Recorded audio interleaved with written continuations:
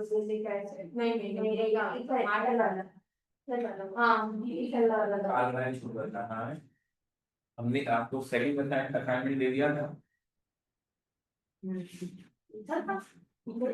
Common nature का second assignment दे दिया बस। तो अब इसका मतलब है लास्ट पार्ट पर हम आ जाए आ जाए फिर।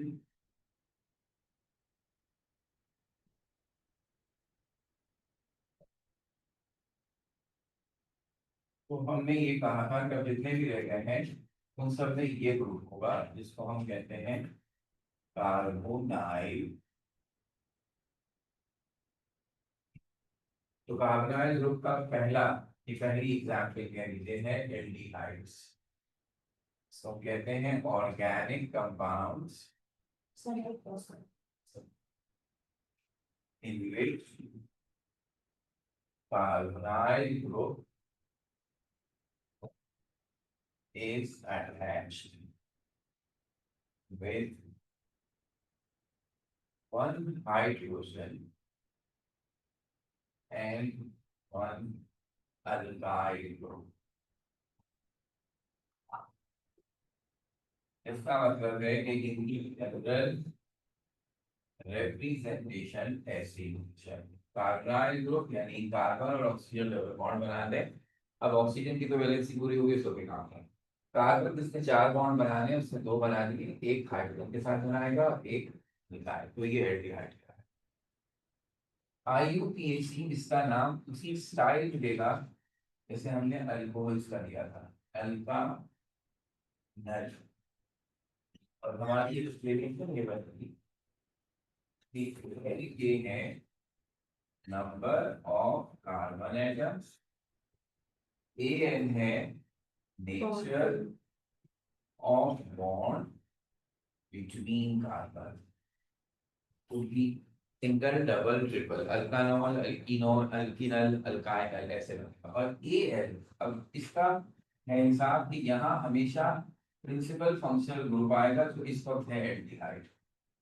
यानी अब यहाँ से अल्कोहल में ऑलरेडी हो चुका है कि हम अपने नॉमेनक्लेचर में पैरेंट चेन के नाम को 3 हिस्सों में डिवाइड कर रहे हैं, कार्बन की चेन, उसके दरमियान बॉन्डिंग और उसमें कौन सा फंक्शनल ग्रुप पहुंचेगा, वो तीसरे हिस्से में उसका नाम आता है। इस हिसाब से जो पहली एग्जाम्पल बनती है या सबसे सिंपल एल्डिहाइड बनता है वो है जिसमें सिर्फ एक ही कार्बन है और वो है मीथानल। खास तौर पर ये चीज नोट भी कर लीजिए, आगे हमें बतानी भी पड़ेगी। टेक्निकली ये पर्टिकुलर का नाम हमारी डेफिनेशन पे पूरा नहीं करता है बिकॉज इसमें कार्बोनाइल ग्रुप के दोनों तरफ हाइड्रोजन है, जबकि हम ये कह रहे थे कि एक तरफ आ। लेकिन ऐसे स्पेशल केस के बारे में एक कंपाउंड की फैमिली तो नहीं बना सकते, हम इसे एल्डिहाइड का सिंपल मेंबर कहते हैं। और इस बात को रियलाइज करेंगे लेटर ऑन कि कुछ खूबियां ऐसी होंगी जो सारे एल्डिहाइड्स में होंगी मगर इसमें नहीं होंगी। तो सही मायनों में ट्रू रिप्रेजेंटेटिव कह लीजिए सबसे स्मॉलेस्ट वो ये बनता है, that is for two carbon that is called. अब इस हिसाब से अगर हम बढ़ा दे कार्बन तो बस आपके लिए सिंपल नॉमेनक्लेचर बनेगा। और खासतौर पर यहाँ मैंने कार्बोनाइल ग्रुप की पोजीशन को लेफ्ट पे भी शो कर दिया, that doesn't make any difference, तो ये बन गया पेंटानल। अब एक इशू है कि आज से पहले जितनी भी हमने किए तो कहीं 3 कार्बन से और कहीं 4 कार्बन से हम इंसिस्ट करते थे कि अब आप पोजीशन बताइए। यहाँ 5 कार्बन वाला पेंटानल आ गया, हमने ऐसा कुछ नहीं कहा। द रीजन इज जिस अंदाज से एल्डिहाइड डिफाइन हो रहा है उसमें कार्बन हमेशा कोने पे होगा जिसने फंक्शनल ग्रुप लिया हुआ है। तो जब वो कोने पे होगा और जिस कोने पे होगा हम गिनती भी उसी कोने से शुरू करेंगे फॉर नेमिंग अदर ब्रांचेस। तो इसका मतलब है एल्डिहाइड का कार्बोनाइल ग्रुप हमेशा कार्बन नंबर 1 पे होगा। तो जब वो हमेशा 1 पर होगा तो बताने की क्या जरूरत है। इसका मतलब है that should be considered wrong for the IUPAC rules अगर हम पेंटानल को 1 पेंटानल लेते हैं। दैट मींस हमें ये केमिस्ट्री नहीं आती है, पेंटानल तो हमेशा 1 पर ही होगा। तो इधर पोजीशन नहीं बताई जाएगी। अलबत्ता अगर इन में कोई और ग्रुप या ब्रांच आ गई तो फिर उसकी position with respect to carbonyl group बताई जाएगी। जैसे ये ब्रांच्ड एल्डिहाइड है तो अब हम गिनती उस कोने से शुरू करेंगे जिसके कार्बन पे कार्बोनाइल ग्रुप है और इस ब्रांच को टैकल करेंगे। तो ये बन गया 5 मिथाइल हेक्सानल।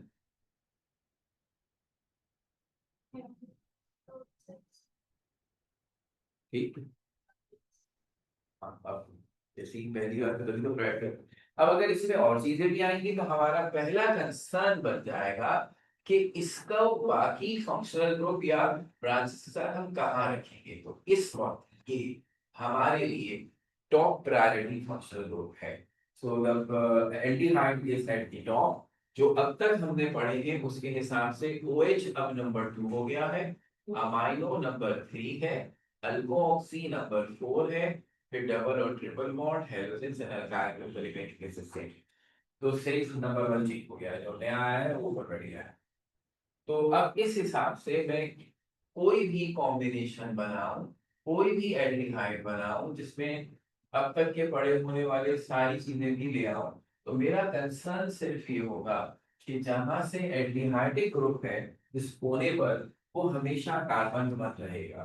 तो इस हिसाब से इधर भी हिंदी गिनेंगे जिसमें हाइड्रोजन भी आ गया, डबल बॉन्ड भी आ गया, डजंट मैटर।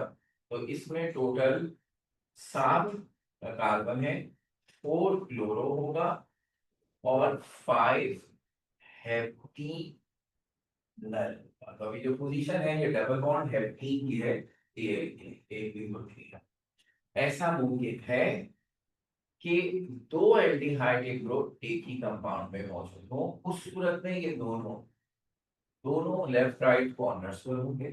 तो हम एल से पहले डाई लगाकर इसका नाम रखेंगे ब्यूटेन डायल।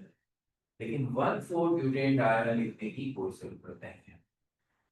आखिरी और सबसे अहम बात यहाँ पर यह है कि बाकी तो हमें प्रायोरिटी से बदल कुछ भी लगाने की हम ना दे देंगे, लेकिन अगर एक ऐसा एल्डिहाइड बनाया जाए जिसमें OH ग्रुप भी हो, तो एक प्रॉब्लम समझने वाली है। क्योंकि अब अगर आप इसका नाम अपने हिसाब से सोचेंगे तो आपको पता है कि OH के लिए हम OL लगाते हैं और ये AL लगता है। तो ऐसा भी नाम नहीं बन सकता ना, अल्कानॉल अल।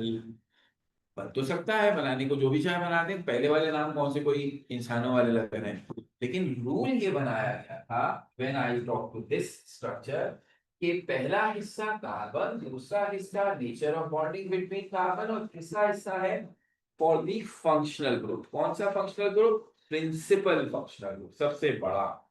ये बड़ी इंपॉर्टेंट बात इसलिए है क्योंकि कंपाउंड्स की केमिकल प्रॉपर्टीज भी इस बात पर डिपेंड करती हैं कि अगर एक ही कंपाउंड में बहुत सारे फंक्शनल ग्रुप हो तो किसका कैरेक्टर डोमिनेट करेगा।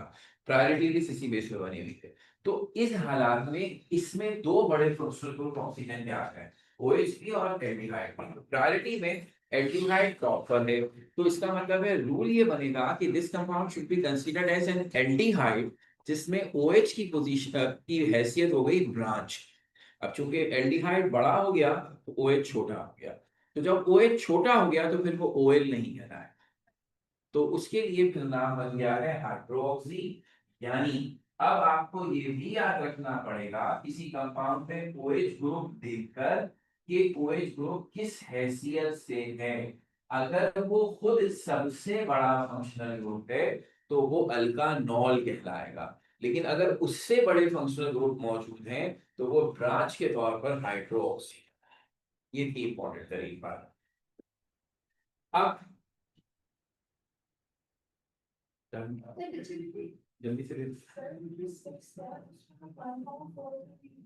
इसलिए कि जब हमने ब्यूटेन डायल लिखा है तो मींस ये दो एल्डिहाइड वाला कंपाउंड है और एल्डिहाइड सिवाय कोने के कहीं भी नहीं हो सकते। तो दिस इज अंडरस्टूड कि ब्यूटेन है तो एक कोने पे होगा, एक दूसरे। बुक्स जो पाकिस्तान में पब्लिश होती है ना, खास तौर पे वो बात बात हमें बुक में भी लिखा हो किसी ने, इतनी सारी लोगों ने छाप दी, विच इज टेक्निकली रॉन्ग। क्योंकि इसमें हम ये कहते हैं कि इसका मतलब है आपने केमिस्ट्री लूज कर दी।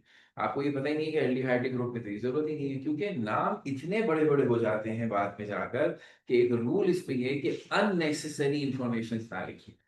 वरना एक बच्चा कह सकता है सर अगर मैंने लिख दिया तो उससे तो और अच्छा हो गया ना, कंफ्यूजन ही नहीं रही, सब देख बिल्कुल ऐसा है। लेकिन हम ये कह रहे हैं अगर ऐसे सोचने लग गए तो फिर हम बहुत सी अननेसेसरी इंफॉर्मेशन डालना शुरू करेंगे, तो नाम वैसे ही इतने लंबे चौड़े बन रहे हैं, वो और लंबे चौड़े हो जाएंगे। Okay, the second family with carbonyl group is very very very close to the first one, कि इन दोनों में अक्सर कंफ्यूजन भी हो जाता है। और जब भी हम नाम लेते हैं इन दोनों का साथ ही लेते हैं, कीटोन्स। अब कीटोन्स के लिए हमने कहा कि if two alkyl groups are attached to carbonyl group या carbonyl carbon, so that means your general representation becomes this, and your IUPAC name should be alpha non. So it means now the third suffix is there, OL, AL और अब on। तो बाकी तफसील तो वही है कि कार्बन बताएगा, ये carbon carbon bonding, and this is for the presence of ketonic group.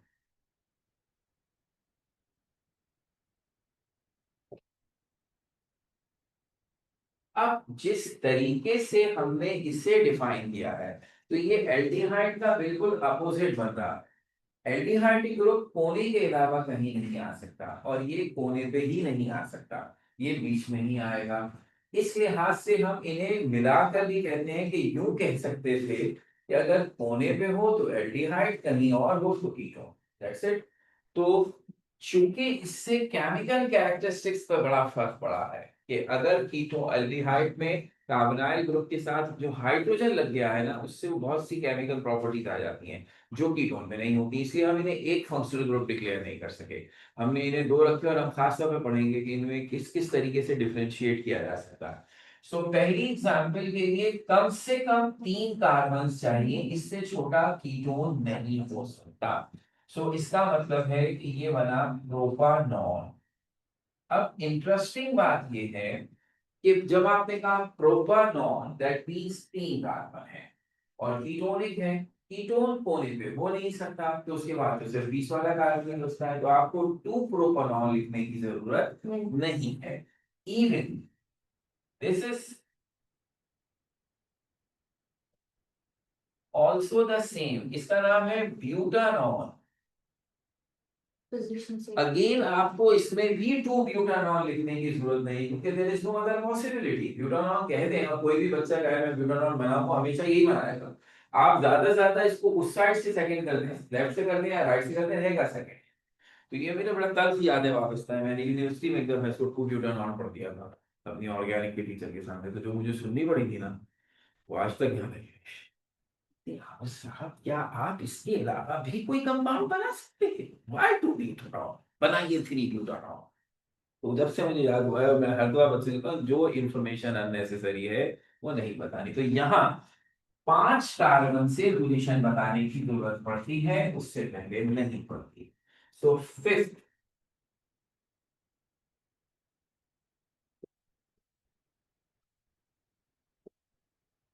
ये है 2 पेंटानॉन, आप इसे पेंटेन 2 ओन लिख सकते हैं। और इसका जो दूसरा भाई जिसकी वजह से हमें पोजीशन बताने की जरूरत पड़ी, yes there is a possibility where I have 3 pentanone. अब कहानी ये बनेगी कि हम इसके साथ भी बाकी ग्रुप्स ले आए।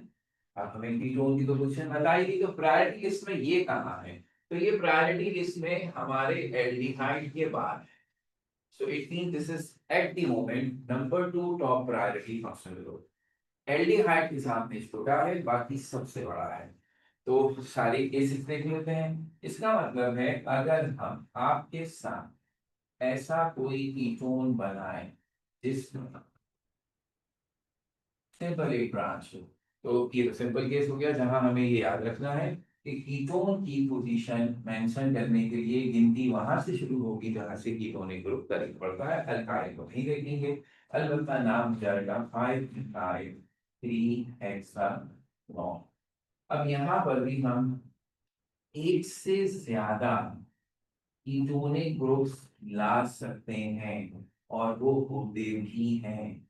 So if this is the case where 2 ketonic groups are present, we have to mention the position. from the corner which is relatively closer to these ketonic groups. So this becomes 2,5-FP dione.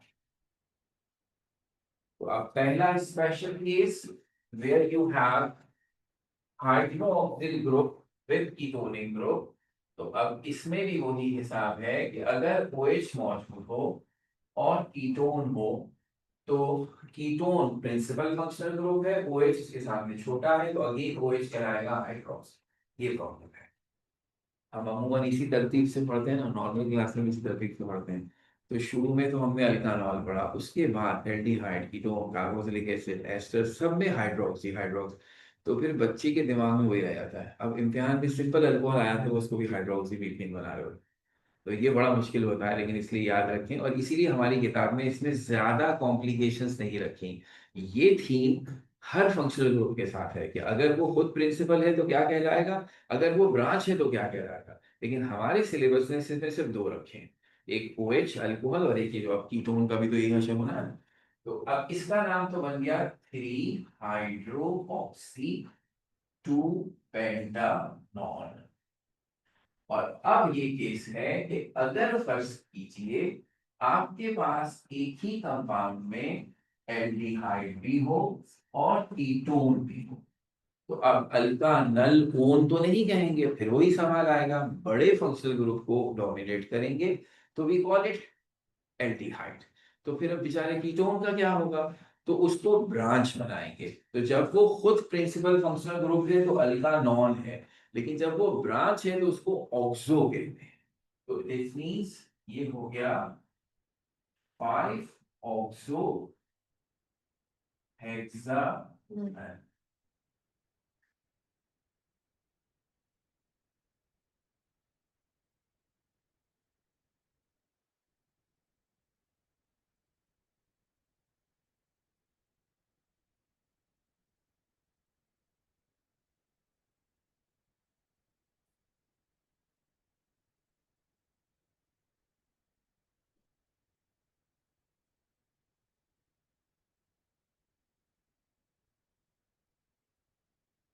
Aldehyde ketones prime difference है, एक में carbonyl group first पे और एक में carbonyl group first पे ही नहीं है, और बाकी छोटी छोटी बातें सब इसमें कवर हुई।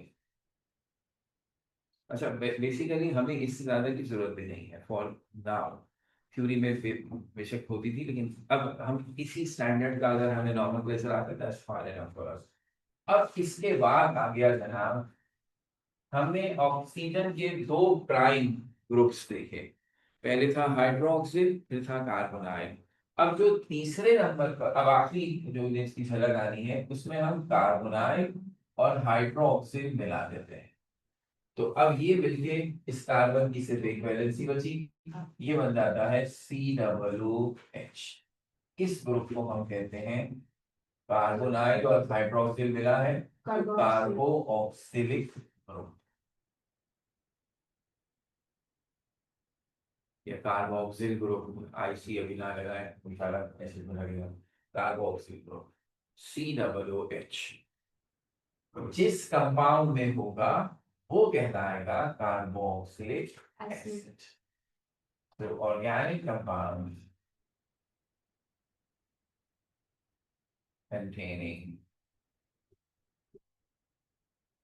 carboxyl COOH. So the general representation should be this.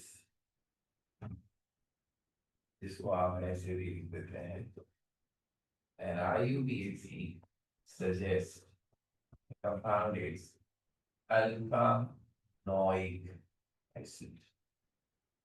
Again, ALK और AN तो यूजुअल मीनिंग है, इस दफा सफिक्स थोड़ा सा बड़ा है।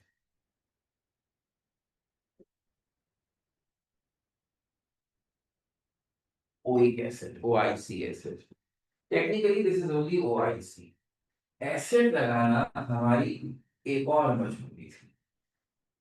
ऑर्गेनिक कंपाउंड्स में ज्यादातर कोवेलेंट कंपाउंड, आयनिक बहुत रेयर है, कहीं सॉल्ट्स वगैरह में आ जाते हैं। इसलिए नॉर्मली ऑर्गेनिक कंपाउंड की जनरल इंप्रेशन में ये है बात कि either they are insoluble in water or very little soluble in water.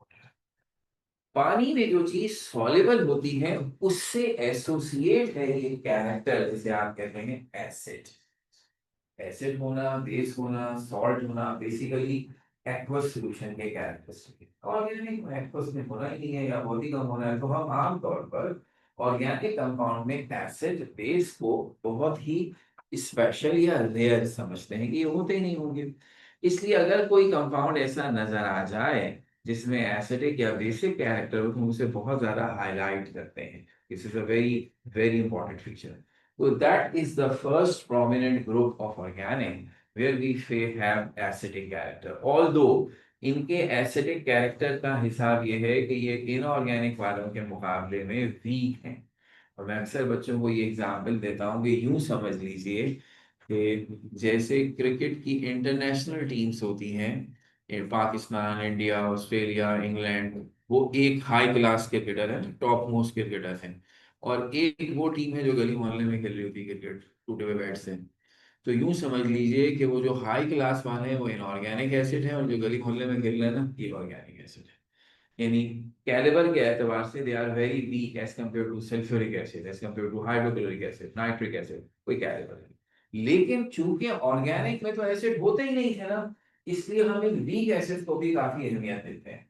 तो अब नाम के साथ एसिड इसीलिए लगाया ताकि अलार्म बजे कि ऑर्गेनिक में भी ये कैरेक्टर है। इसी तरह अमाइंस जो हमने नाम पढ़ा सिर्फ अभी तो फिलहाल, और उसके रिएक्शन हमारे किताब में तो थे और हमारे पीएमसी में नहीं है, उसमें भी जब रिएक्शंस पढ़ते हैं ना तो बहुत हाईलाइट करते हैं इस चीज को कि नाइट्रोजन पे जो लोन पेयर है उसके से वो अमोनिया, और लोन पेयर डोनर है तो लुईस बेस है। तो amines are basic in character in organic chemistry और दे आर एसिडिक। तो इन दोनों का आपस में बड़ा इंपॉर्टेंट हिसाब है। क्यों भाई, क्यों है इंपॉर्टेंट हिसाब? आप तो बायोलॉजी वाले हैं, आपको तो पता होगा। एक कंपाउंड ऐसा है जिसमें अमाइनो भी होता है और COOH भी होता है, उसको कहते हैं अमाइनो एसिड्स, और उन्हीं से बनता है प्रोटीन्स। तो हमने कभी ऐसे सोचा नहीं होगा, तुम सोचा करेंगे ऐसा कंपाउंड बना कैसे सकते हैं जिसमें एसिड भी हो और बेस भी हो? ये तो दोनों एक दूसरे के दुश्मन है। ये तो वो बात हो गई कि अल्लाह में मेरे अंगूठे में सांप सेब बना दे तो मैं सेब भी खाता रहूंगा। मैं तो अंगूठी में भी नाखून खाने वाली चीज नहीं है तब भी हम खाते हैं। और अगर अल्लाह में इधर सेब उगाना शुरू कर देता सबके, ओहो, तो यही चल रहा हो, उंगलियां ही नहीं होती किसी की, चबाया था। एग्जिस्टेंस इज नामुमकिन ना ऐसी चीज की। तो एक एसिड बेस तो रिएक्शन कर लेते हैं एक ही कंपाउंड में दोनों, तो कंपाउंड बचता कैसे है? आज तक नहीं बना सके सिंथेसाइज। हमने बनाया है आर्टिफिशियल प्रोटीन जिनको नायलॉन कहते हैं, तो हमने वो इस तरह बनाया है कि अमाइनो अलग लेकर आए हैं, COOH अलग लेकर आए हैं, फिर उनके पॉलीमर एक ही कंपाउंड में दोनों। ये अल्लाह की कुदरत, अमाइनो एसिड्स। और कितने, मेरे ख्याल में 22 एसेंशियल अमाइनो एसिड्स होते हैं। तो ये हम नहीं बना पाते, ये अल्लाह मियां ने बना, एक ही कंपाउंड में दोनों बैठे हुए हैं। लेकिन कभी सोचा भी नहीं होगा आपने कि ये कैसा कंपाउंड है, बेसिक भी है एसिडिक भी है, एक ही कंपाउंड में दोनों चीजें हैं। तो ये एंटी ग्रुप भारत वो ऊपर वाली की कुदरत है। हम भी कभी ना कभी सीखे लेंगे। तो लगता है खान भी ब्रेक कर जाए बेचारा, तो बना लिया तो बड़ा जबरदस्त काम हो जाता है। आर्टिफिशियल प्रोटीन बन रहा हूँ मैं, और प्रोटीन में होते हैं DNA हमारे, हेरिडिटी कैरेज, तो कुछ का कुछ बन जाएगा इंसान, जो मर्जी बना दो। ये बायोलॉजी की अजीब चीज होगी। ओके, पहला, पहले कंपाउंड के साथ वही डिसएडवांटेज जो एल्डिहाइड के पहले के साथ था कि technically this is not following my definition, because इसके एक तरफ H है। तो बहुत सारे कैरेक्टरिस्टिक्स ऐसे होने चाहिए जो सारे कार्बोक्सिलिक एसिड में होंगे लेकिन इसमें शायद नहीं होंगे। तो this is very special member methanoic acid. और जो ट्रू रिप्रेजेंटेटिव बनेगा smallest for this group should be this, जिसको आप CH3COOH बहुत ज्यादा लिखते हैं। तो ये है इथेनोइक एसिड। ज्यादा मशहूर इसका नाम जो है वो एसिटिक एसिड, एसिटिक एसिड में बहुत करते रहते हैं, CH से जो ये नाम आता। लेकिन this is ethanoic acid in IUPAC। Acetic acid बिल्कुल इसका नाम है लेकिन वो कॉमन नेम इनका है। अगेन यहाँ पहले ही मरहले से आपको ये थॉट आ जाएगी कि just like aldehyde, COOH group also has the nature that it is also always at the corner। जैसे एल्डिहाइड कोने पे होता था, COOH भी चेन के बीच में नहीं हो सकता, हमेशा कोने पे होगा। तो राइट कोना हो या लेफ्ट कोना हो, अब ये पेंटानोइक एसिड है और अगेन इसको भी वही प्रोटोकॉल दिया जाएगा कि हम इसकी भी पोजीशन नहीं बताएंगे। सही हो गई बात। So one pentanoic acid could not be written. तो अगर यहाँ पर ब्रांच आ जाए कोई तो हमें नाम देते वक्त जाहिर सी बात है ये ख्याल आएगा कि what should be the priority order. तो जनाब जितने फंक्शनल ग्रुप हमने पढ़ने हैं और जितने हमने नहीं पढ़ने जो हमारे सिलेबस में भी नहीं है, सब में ये functional group top priority functional group है। यानी अगर मैं किसी सवाल में ऐसे फंक्शनल ग्रुप भी लिख डालूं जो आपने कभी जिंदगी में नहीं देखे और फिर पूछूं कि ये कंपाउंड का प्रिंसिपल फंक्शनल ग्रुप कौन सा है, आंखें बंद करके CWH। CWH is the number one functional group in all organic chemistry. और ये एक सवाल एक दफा बीएमसी में आ चुका है, बड़ा डरावना सवाल था। उन्होंने चुन कर एक बायोमोलिक्यूल दिया था जो पूरे पेज पे स्ट्रक्चर आ रहा था और उसमें दुनिया भर के फंक्शनल ग्रुप मौजूद थे। उन्होंने सिर्फ एक सवाल पूछा, इस कंपाउंड के पेरेंट नेम में कौन सा सफिक्स आएगा। इसका मतलब था वही पूछना जा रहे थे सारे फंक्शनल ग्रुप है तो पेरेंट प्रिंसिपल फंक्शनल ग्रुप कौन है। तो उसमें आपने देखा CWH है और कुछ देखने की जरूरत ही नहीं है, CWH है और फिर पेरेंट नेम का क्या नाम हुआ, ओइक एसिड। नीचे ऑप्शन थे ओइक, ओन, एल, ओल, ओइक एसिड, सिंपल। तो CWH is the first and top most priority functional group. अब कम से कम पोजीशन नंबर 1 चेंज नहीं हो सकती। और अब चूंकि इसके बाद एक ही रहता है तो मैं अभी बता देता हूँ। नंबर 2 हमारे सिलेबस में मौजूद चीजों में CWH है। हमारे सिलेबस इसलिए कह रहा हूँ कि अगर हम उनको भी शामिल करें तो हमारे सिलेबस तो फिर ये लिस्ट में बहुत कॉम्प्लिकेशन है। मसलन सेकंड नंबर पे थोड़ी सी खुद भी कॉमन सेंस यूज करें, कौन था ये कार्बोक्सिलिक एसिड। और कोई एसिड जानते हैं ऑर्गेनिक, एक आदमी का नाम इस्तेमाल हुआ है, बेंजीन सल्फोनिक एसिड। जब सल्फोनेशन करते हैं तो सल्फो ग्रुप को ऑर्गेनिक में कार्बोक्सिलिक के बाद नंबर 2 रखा जाता है। अब चूंकि सल्फो हमारे सिलेबस का हिस्सा नहीं है इसलिए हम उसकी टेंशन नहीं। कोई पहला हुआ कार्बोक्सिलिक एसिड, दूसरा हुआ एस्टर, तीसरा हुआ एल्डिहाइड, चौथा हुआ कीटोन, पांचवा हो गया OH, फिर हो गया अमाइनो, फिर हो गया अल्को ऑक्साइड, ईथर, डबल और triple bond, hydrogen and alkyne. Now ये कंप्लीट लिस्ट हो गई। यानी इसके अलावा जिन फंक्शनल ग्रुप्स को हम सिर्फ थोड़ा सा टच करेंगे जैसे अमाइड वगैरह, तो उनकी प्रायोरिटी का ऑर्डर हमें नहीं चाहिए, ना बुक में है और ना हमें चाहिए क्योंकि वो हमारे लिए थोड़ा कॉम्प्लिकेटेड है। इसकी जरूरत है हमें जो इस वक्त आपके सामने लिखा हुआ है। तो फिर से बहुत आसान की बात, इसके अंदर एल्डिहाइड है तो फिर उसका नाम क्या होगा। हाँ अगर एल्डिहाइड फर्स्ट कर देते हैं ना ऑक्सो, जब वो कोने वाली पोजीशन पे होगा तो समझ आ जाएगी ना कि वो ऑक्सो एल्डिहाइड है। एंड जब ब्रांच हो तो एल्डिहाइड और कीटोन दोनों के लिए लफ्ज इस्तेमाल होगा ऑक्सो। अभी पहला ही बोल देते हैं, एक कोने पे एल्डिहाइड और एक कोने पे कार्बोक्सिलिक एसिड, ठीक है ना। तो आपने देखा कि इसको तो मैं कहूंगा ब्यूटानोइक एसिड क्योंकि तो प्रिंसिपल फंक्शनल ग्रुप है, तो फिर ये क्या कहलाएगा ब्रांच। तो नंबर क्या बनेगा इसका 4, 4 ऑक्सो ब्यूटानोइक एसिड। तो चूंकि अब आपने 4 पोजीशन बता दी तो अब आपको जो भी बच्चा देगा ब्यूटानोइक एसिड में 4 यानी इसका मतलब है दूसरा कोना। तो दूसरे कोने में अगर ऑक्सो है तो इसका मतलब ये एल्डिहाइड है। इसका मतलब है जब ये ब्रांच होते हैं तो फिर आप एल्डिहाइड कीटोन दोनों की पोजीशन बता दें। लेकिन जब ये फंक्शनल ग्रुप खुद प्रिंसिपल फंक्शनल ग्रुप है तो फिर इसका प्रोडक्ट हो। तो इधर भी ये बात आ सकती है कि if you have more than one COOH group, yes, impossible. It is butane dioic acid. No need to indicate the position. So 1,4 लिखने की कोशिश करता है। क्या ऐसा हो सकता है कि 2 से ज्यादा COOH ग्रुप हो? हमारे सिलेबस में नहीं है लेकिन हो सकता है। अभी तो नहीं है, हम तो पागल हो जाएंगे नाम को, लेकिन ये नहीं सोचना कि नहीं होता। पिछली किताब में इनकी क्लासिफिकेशन होती थी, जिसमें अगर एक कार्बन वाले, एक कार्बोक्सिलिक एसिड वाले को O1 2 को डायोइक 3 को ट्रायोइक, अब वाली किताब में नहीं है ये बात, ठीक है ना, तीनों ऐसे हो गए। तो इस सूरत में ये कहा गया ब्रांच, उसमें इसका नाम देने का बड़ा मुश्किल सा तरीका है, तो वो हमारे सिलेबस में रखा गया। जब कार्बोनाइल ये तो हो गया एल्डिहाइड या कीटोन, अगर ये ब्रांच की सूरत में हो, यानी इनसे बड़ा फंक्शनल ग्रुप कंपाउंड में होगा, तो हम इन्हें ब्रांच डिक्लेयर करेंगे। और जब इन्हें ब्रांच डिक्लेयर करेंगे तो दोनों के लिए लफ्ज इस्तेमाल होगा ऑक्सो। तो चूंकि हम पोजीशन बता देंगे तो खुद ही पता चल जाएगा कि कौन सा ऑक्सो एल्डिहाइड है, कौन सा ऑक्सो कीटोन है, क्योंकि जो कोने पे होगा वो एल्डिहाइड होगा, जो बीच में होगा वो कीटोन। ठीक है, तो ये कंपाउंड बेशक बिल्कुल होते हैं, बहुत जबरदस्त होते हैं, लेकिन हमें इससे कोई लेना नहीं। तो ये बन गई बात कार्बोक्सिलिक एसिड।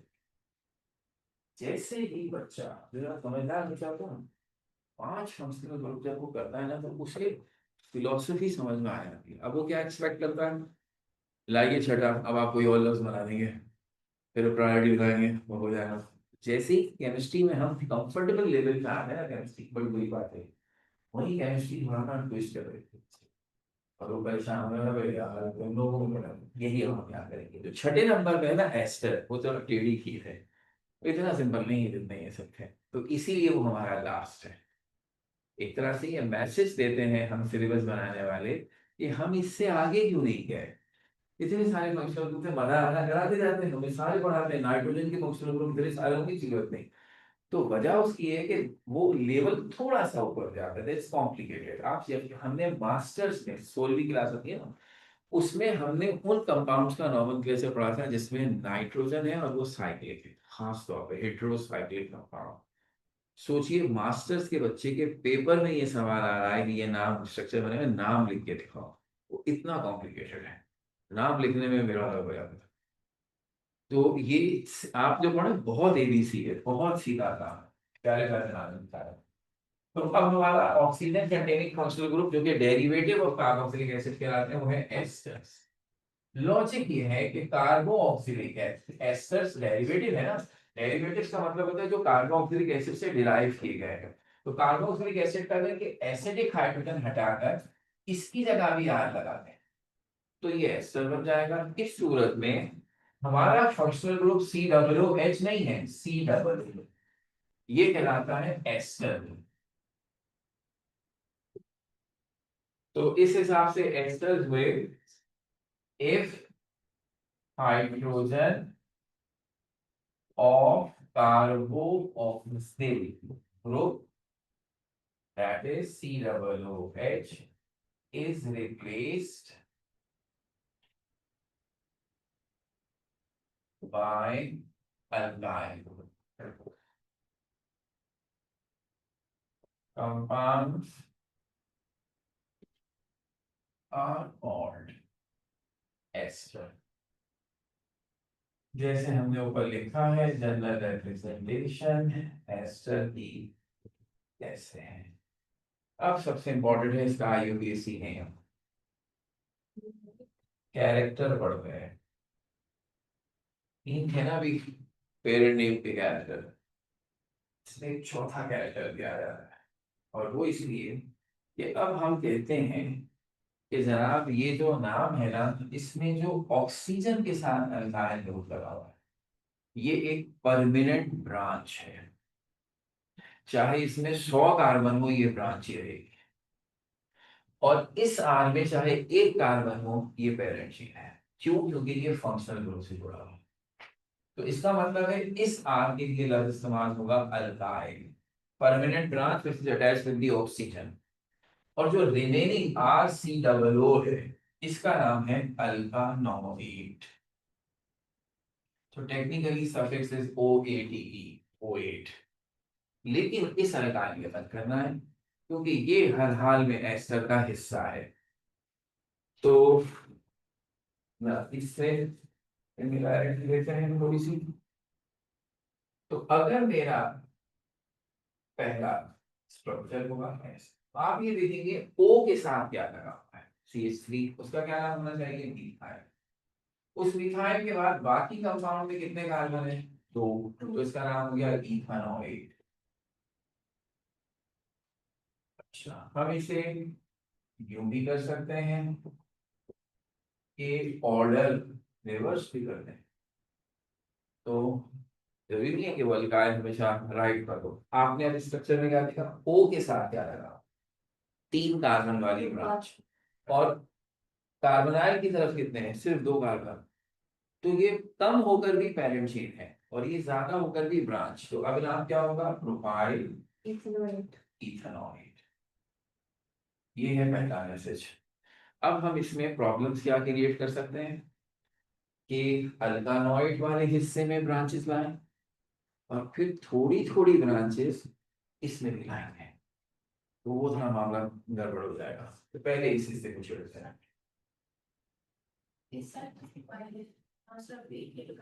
नहीं नहीं, अल्काइल नहीं देगी, ये पूरे कितने कार्बन है, फंक्शनल ग्रुप इसको भी तो दे देंगे, एक दो, तो ये समान जैसे यहाँ भी फर्स्ट वाले में एक, तभी तो वो पेरेंट चेन बना क्योंकि उसमें फंक्शनल ग्रुप आ रहा है, वरना तो वो भी ब्रांच बन जाएगा।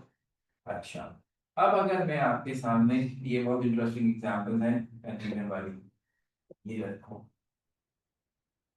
ठीक है। फिर आपने देखा ऑक्सीजन के साथ क्या लगा हुआ, मीथाइल, सबसे पहले लिख दिया मीथाइल। अब आपने कहा अच्छा सर, ये जो बाकी अल्कानॉइड है उसमें भी तो ब्रांच है, तो उसकी पेरेंट चेन क्या होगी, 1 2 3 4, और ये ब्रांच, ये कौन सी ब्रांच है, ये भी मिथाइल है, और किस कार्बन पे लगी हुई है, थर्ड पे, तो आपने क्या लिखा, 3 मिथाइल ब्यूटानोइड। अब पढ़ने वाले को ये कंफ्यूजन हो रही है, सर मिथाइल फिर मिथाइल मिला के लिखते हैं ना डाई मिथाइल, आज तक तो यही करते रहे, ये क्या बात हुई दोनों अलग अलग। तो हमने कहा इसलिए कि इस ब्रांच की हैसियत, डेजिग्नेशन कुछ और है, इनकी कुछ और है। जिंदगी में पहली दफा एक ऐसी ब्रांच आपके पास आई है जो कार्बन से नहीं लगी हुई है, पेरेंट चेन से नहीं लगी हुई है, ऑक्सीजन से लगी हुई है। इसीलिए इसकी पोजीशन भी नहीं बता रहे। पोजीशन तो कार्बन की होती है ना, जब आपने लिखा 3 मिथाइल ब्यूटानोइड, 3 किसको जाहिर करता है, ब्यूटानोइड का थर्ड कार्बन, और जो कार्बन से ही लगी हुई ब्रांच उसकी काय की पोजीशन। इसलिए याद रहे, इस अल्काइल ग्रुप को वीआईपी समझें, ये हमेशा नाम के शुरू में आएगा, इसे अल्कानॉइड के नाम के किसी भी कैरेक्टर से मिक्सअप नहीं करना है। तो बेशक 2 दफा मिथाइल आएगा, इससे सामने वाले को मैसेज आएगा कि they are 2 different type of branches, ये वो ब्रांच है जो पेरेंट चेन के कार्बन से लगी हुई है, और ये वो है जो एस्टर ग्रुप के ऑक्सीजन से लगी हुई है। तो जो एस्टर ग्रुप के ऑक्सीजन से लगी वो हर हाल में पहले आए। इवन जो आज तक इतना ख्याल रखते रहे आप एक चीज का, उसका भी ख्याल नहीं रखेंगे। ये देखिए ना एक और, अब इसमें भी ऑक्सीजन के साथ कौन लगा हुआ है, मीथाइल, तो आपने लिखा सबसे पहले मीथाइल। उसके बाद जो हमारी पेरेंट चेन है उसमें 1 2 3 4 5 और क्लोरीन ब्रांच है, तो 4 क्लोरो पेंटानोइड। अब आपको किस बात पर एतराज होगा, तो अल्फाबेटिकल ऑर्डर का भी ख्याल नहीं रखा।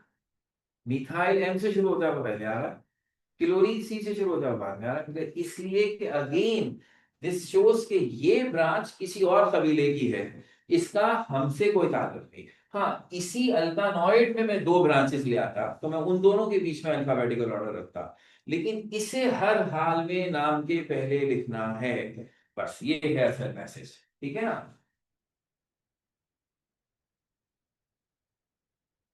अब आखिरी इंपॉर्टेंट तरीके फीचर, अगर मैं ऐसे लिखूं तो आप क्या नाम देंगे उसका,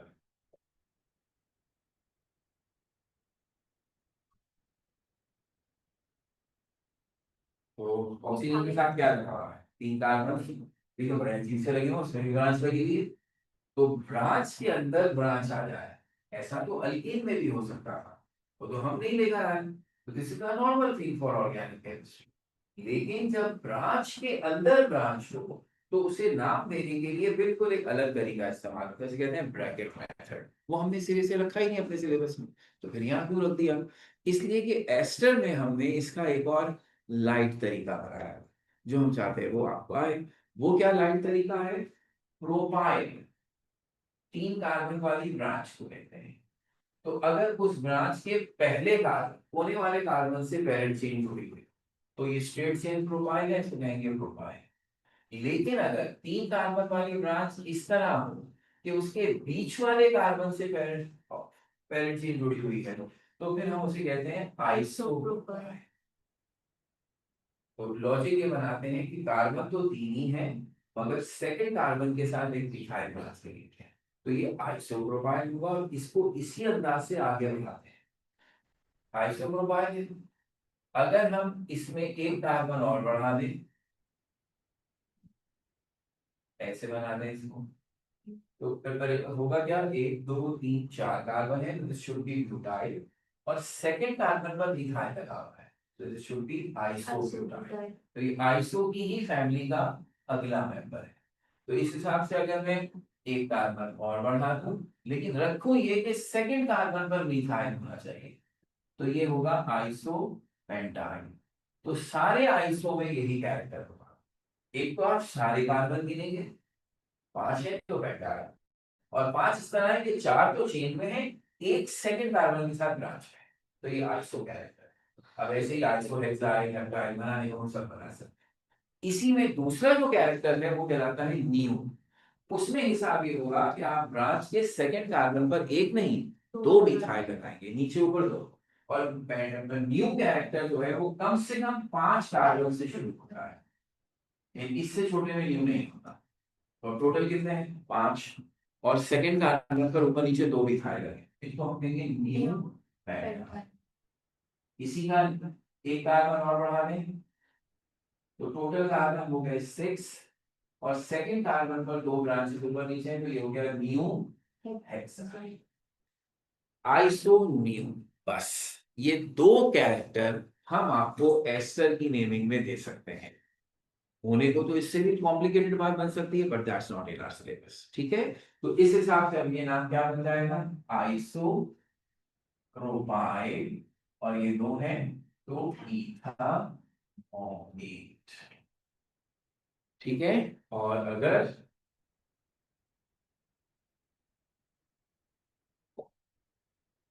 ऐसे ही हम आपके लिए ये ले आए,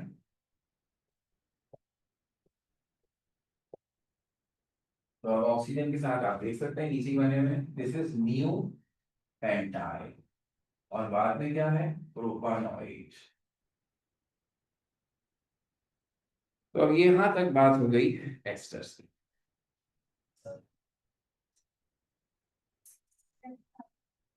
यस, फर्स्ट करने आपके दिमाग में से सवाल आया, आपके दिमाग में से फर्स्ट करने ये लिखा है जरा, ये तो लगा सकते हैं पर वो आइसो नहीं कहलाएगा। फिर हम उसके लिए वही ब्रैकेट मेथड यूज करेंगे, लंबा चौड़ा तरीका, फिर से नॉर्मल तरीके से नाम नहीं दे सकते, ठीक है। तो ये स्ट्रिक्टली हमने अलग आइसो बनाया है, कोने से सेकंड कार्बन पे ब्रांच होता, किसी और जगह पे ब्रांच आता है तो हम उसे आइसो नहीं कहते, उसके लिए फिर दूसरा तरीका। सेकंड, वो पोजीशन सेकंड में। नहीं, वो अलग चीज है, प्राइमरी सेकेंडरी टर्शियरी कार्बन अलग है, जब हम वो बता देंगे तब फिर उसकी बात करेंगे, वो अलग चीज है, ठीक है।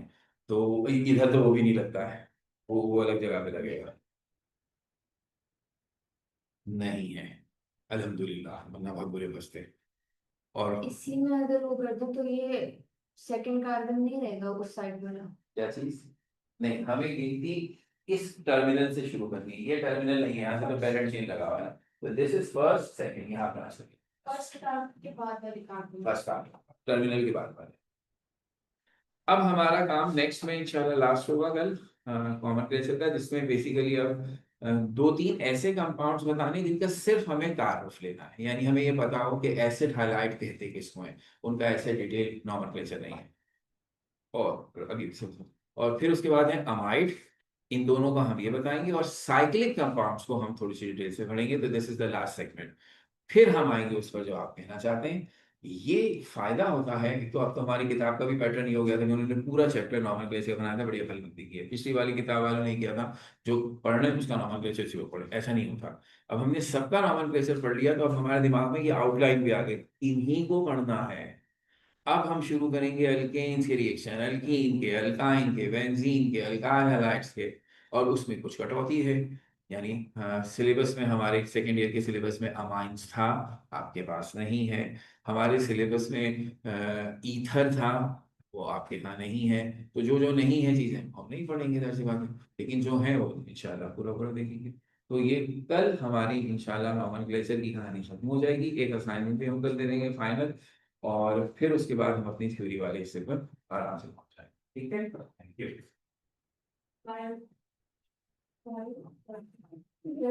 जी बेटा। आप ये बता सकते हैं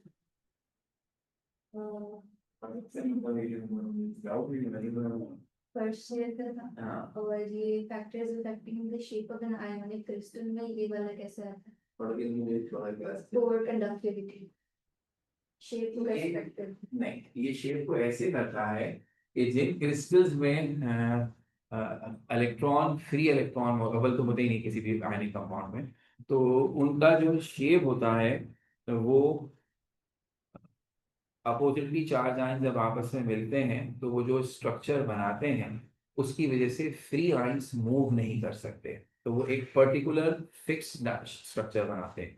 जहां आयंस की मोबिलिटी होगी यानी स्ट्रक्चर फिक्स नहीं होगा, तो वहां वो इलेक्ट्रिसिटी के कंडक्टर बनेंगे।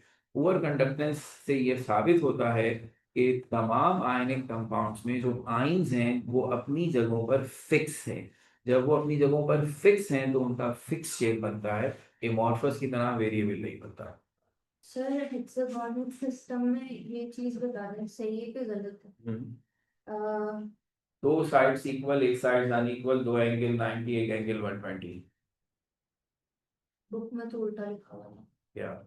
बुक में लिखा हुआ था दो साइड्स पे 120, एक पे अरे 190। मतलब ऐसा होता है, बेहतरीन बनाते हैं ये, एक और बनाते हैं ऐसे और कोने में जाते हैं तो प्यारा क्वेश्चन बनता है। हेक्सा अल्फा बीटा 19 होंगे और गैमा 120 होगा, और ए बी इक्वल होंगे, सी अनइक्वल होगा। ठीक है।